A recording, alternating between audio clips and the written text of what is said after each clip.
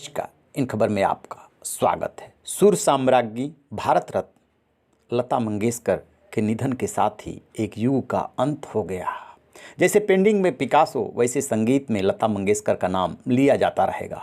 ये एक ऐसी शख्सियत थी जिन्होंने न जाने कितने दौर देखे। सूफी, कव्वाली, गज़ल, ठुमरी, चैती और संगीत के तरानों को सुनकर बड़ी हुई लता ने 21वीं सदी का मॉडर्न रॉक पॉप म्यूजिक सुना। संगीत के कितने रूप आए, मगर इनमें लता मंगेशकर जैसी आवाज़ न पहले कभी थी और ना शायद कभी होगी।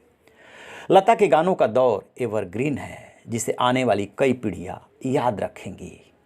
लता मंगेशकर का जन्म पंडित दीनानाथ मंगेशकर और सेवंती के घर इंदौर में हुआ था। वे अपने घर की सबसे बड़ी औलाद थी। उनकी मां सेवंती दीनानाथ मंगेशकर की दूसरी पत्नी थी। लता के दादा गणेश भट्ट नवथे हार्दिकर गोवा में मंगू वेसी मंदिर के पुजारी थे। उनकी दीदी येसुबाई राणे गोवा में गोमांतक मराठा समाज से थी। लता के नाना सेठ हरिदास रामदास एक गुजराती कारोबारी थे। लता दी के संगीत शिक्षा में उनकी नानी का बहुत बड़ा हाथ था। उन्होंने अपनी नानी से गुजराती लोकगीत सीखे थे।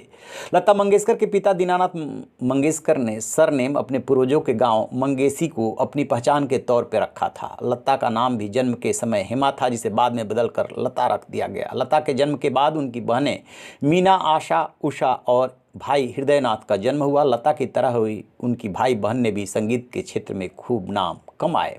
लता को 5 साल की उम्र में अपनी संगीत शिक्षा अपने पिता से मिली थी। जब लता दी 13 साल की थी, तब हृदय रोग से उनके पिता का देहांत हो गया। पिता के गुजर जाने के बाद मास्टर विनायक नवयुग चित्रपट मूवी कंपनी के मालिक और मंगेशकर परिवार के करीबी ने लता के परिवार का बहुत साथ दिया। मास्टर विनायक ने ही लता दी को बतौर सिंगर और एक्ट्रेस उनका करियर बनाने में मदद की थी। लता मंगेशकर ने 1942 में मराठी फिल्म के किती हसाल के लिए अपना पहला गाना नाचू या गाडे खेलू सारी मड़ी हौस भारी गाया था, लेकिन गाने को फिल्म से हटा दिया गया था।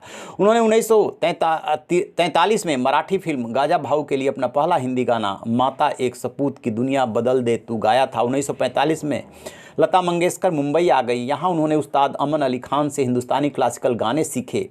उन्होंने 1946 में फिल्म आपकी सेवा के लिए गाना पा लागू कर जोरी गाया था, पर तब उनकी प्रतिभा पर किसी का ध्यान नहीं गया। फिर वो साल आया 1948, जो उनके करियर का टर्निंग पॉइंट साबित हुआ। लता मंगेशकर को अपना पहला बड़ा ब्रेक मिला फिल्म मजबूर से। इस फिल्म में उन्होंने दिल मेरा तोड़ा, मुझे कहीं का ना छोड़ा गाया।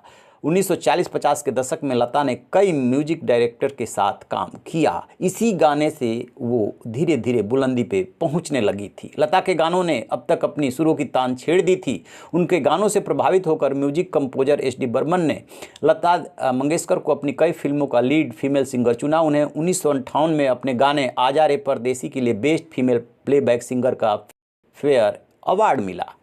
60 के दशक के बाद लता ने कई हिट गाने गाए। प्यार किया तो डरना क्या, अजीब दास्तान है ये, अल्लाह तेरे नाम, कहीं दीप जले कहीं दिया, ऐ मेरे वतन के लोगों ने तो जैसे लोगों के दिल में उनके लिए जगह बना दी, आज फिर जीने की तमन्ना है, गाता रहे मेरा दिल, पिया तो से नैना लागे रे, होठों पे ऐसी बात, कितनी अकेली कितनी तन्हा, आपकी नज़रों ने समझा मेरा साया, तस्वीर तेरी दिल में चलते चलते इन्हीं लोगों ने, खिलते हैं गुल यहाँ बीती ना बिताई, रूठे रूठे पिया समेत कई गाने हैं जिन्हें एक पन्ने में पिरोना वाकई में बहुत मुश्किल काम है।